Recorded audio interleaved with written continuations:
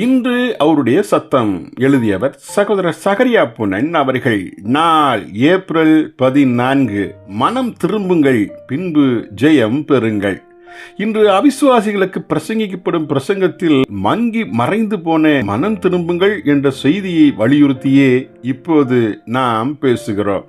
அதேபோல் இன்று விசுவாசிகளுக்கு பிரசங்கிக்கப்படும் பிரசங்கத்தில் மங்கி மறைந்து போன ஜெயம் பெறுங்கள் என்ற செய்தியை வலியுறுத்தியும் இப்போது நாம் பேசுகிறோம். மனுஷன் பாவத்தில் வீழ்ந்த நாள் துவங்கி அவனுக்கு தேவன் அழைக்கும் அழைப்பு ஜெயம் பெறுங்கள் என்ற அழைப்பு தான். அவ்விதமே காயினுக்கும் ஆரம்பத்தில் அழைப்பு விடுத்தார். பாவம் உன் வாசற்படியில், அதாவது இதய கதவருகில் படுத்திருக்கிறது, நீ அதை அடக்கி ஆண்டு கொள்வாயாக என்றார். ஆதியாகமம் 4:7. இதே அழைப்பு வேதாகமத்தின் கடைசி புத்தகத்தில் திரும்பவும் தரப்படுவதை பாருங்கள். ஜெயம் பெறுகிறவன் எல்லாவற்றையும் சுதந்திரித்துக் கொள்ளுவான். நான் அவன் தேவனாயிருப்பேன், அவன் என் குமாரனாய் இருப்பான். வெளிப்படுத்தல் 21:7. தேவனோடு நெருங்கி ஐக்கியம் கொண்டு அவருடைய நோக்கத்தை நம் வாழ்வில் நிறைவேற்றுவதற்கு ஒப்பான மகிமையை இவ்வுலகத்திலுள்ள வேறு எதற்கும் நாம் ஒப்பிட்டு பார்க்கவே முடியாது.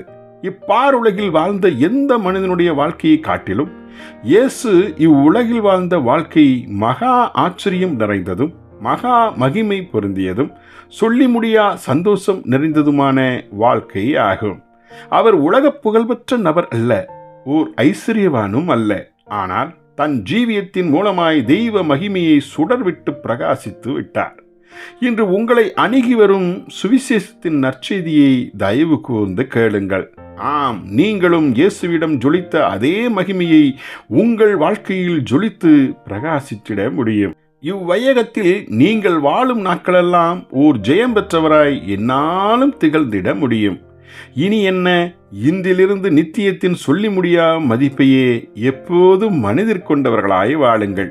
இவ்வாழ்க்கையில் உண்மையுள்ளவர்களாய் நிலைத்திருங்கள். ஜெபிப்போமா.